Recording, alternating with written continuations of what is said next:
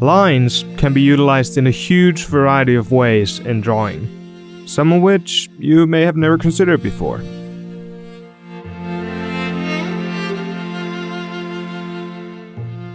Something as simple as lines can be amazingly versatile in drawings when used correctly.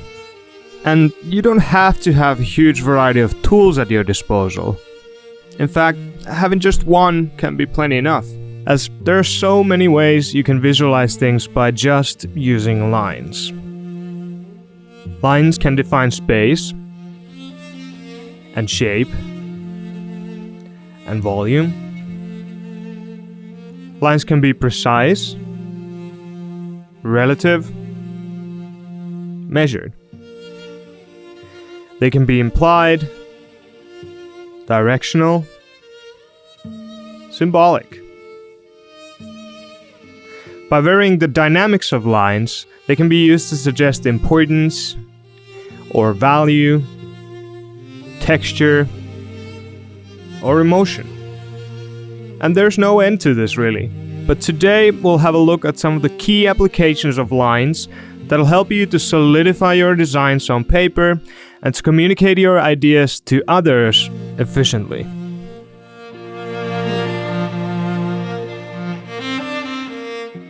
No matter the drawing tool, there's almost always several types of marks and strokes you can draw with them.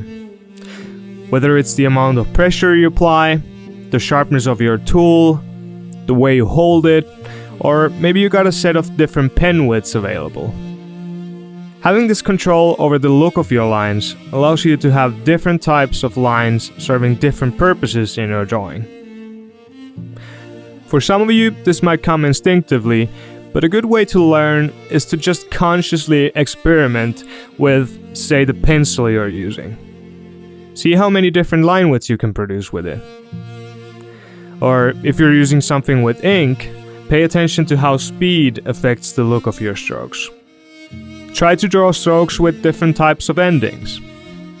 Lifting the pen mid-movement will give your lines a nice, even taper, while stopping deliberately can result in this sort of end cap. See, the look of your lines will affect how your drawings read to the viewer.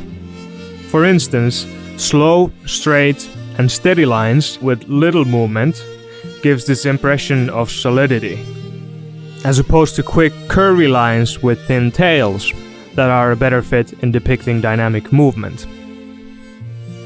Knowing these things, it becomes important that you also vary your strokes and pay attention to how adding some contrasts in your line work will affect things.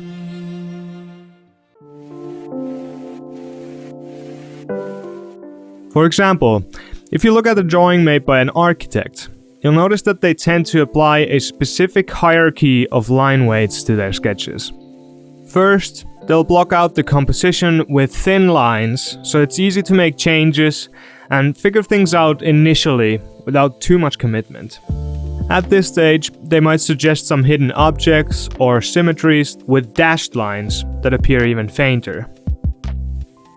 Next, they'll move on to a slightly thicker pen to start and refine the shapes. You can see that at this point, these are the ones that stand out the most and appear to be closest to you. Then, they'll point out the important bits, the definitive shapes that really make the design. Solid forms like the silhouette, concrete walls, or the terrain are given the thickest line weights. Finally, they'll add even more depth to the sketch by drawing in some textures and background elements. Trees are drawn with a thin stroke, as they're not that significant to the design or just further away. Materials are described with varying patterns that together create interest and value to certain areas. And the same principles apply to, for example, layouts, where the bold title stands out with the mid-weight subtitle next to it, revealing a tiny bit more information. Engineers, product designers, UI designers, you name it, they all use different line weights to direct the viewer's attention and to point out what's most important.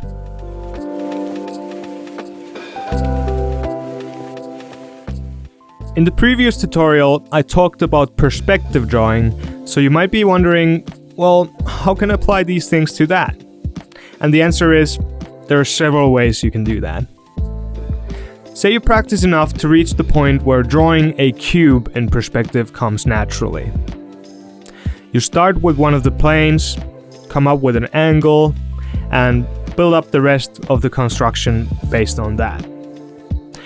Now, this cube looks perfectly fine in terms of perspective, but it still appears very flat on the page, and it's kind of simply just floating on there.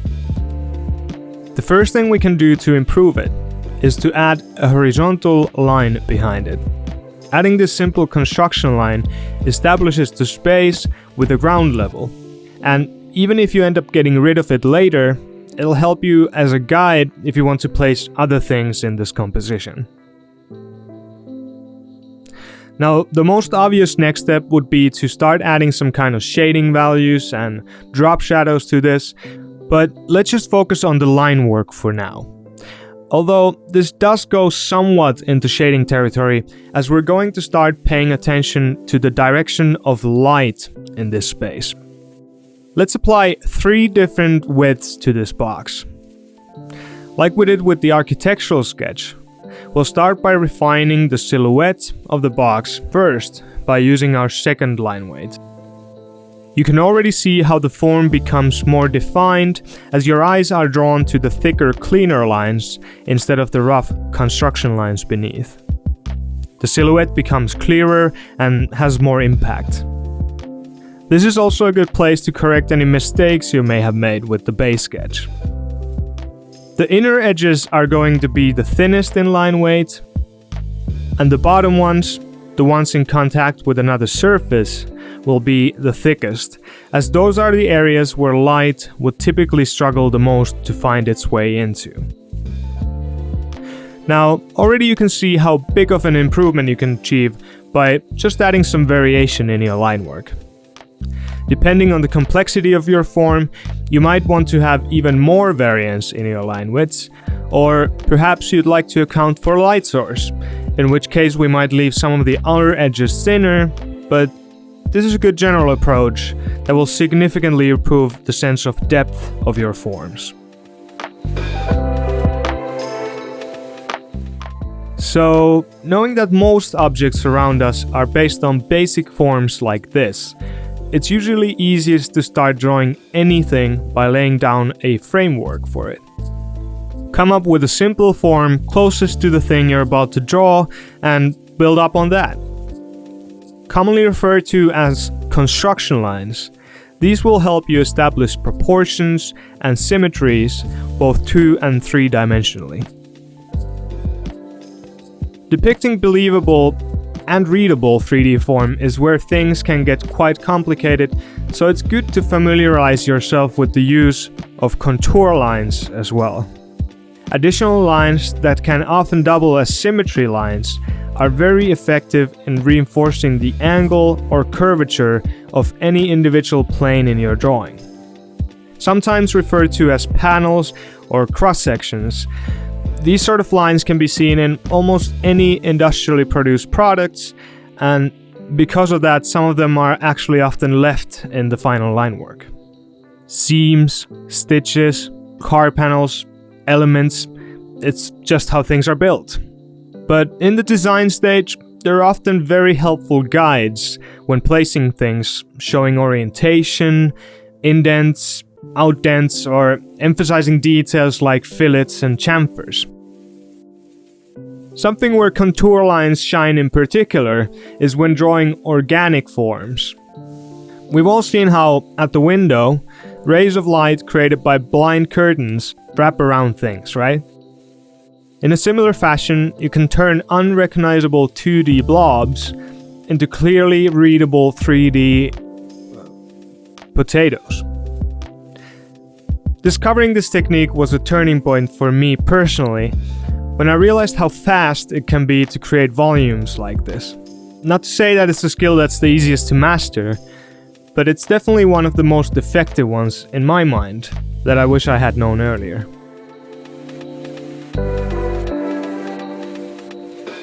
Alright, so getting started can be one of the biggest challenges when learning these things.